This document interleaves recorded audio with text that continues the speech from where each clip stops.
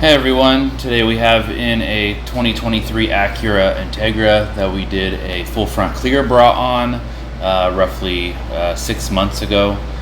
He is back in today because the front of the vehicle was scraped. Luckily for him, it looks like it did not go through the clear bra, so the clear bra in this case saved him from having to repaint his bumper, or at least a small section of it.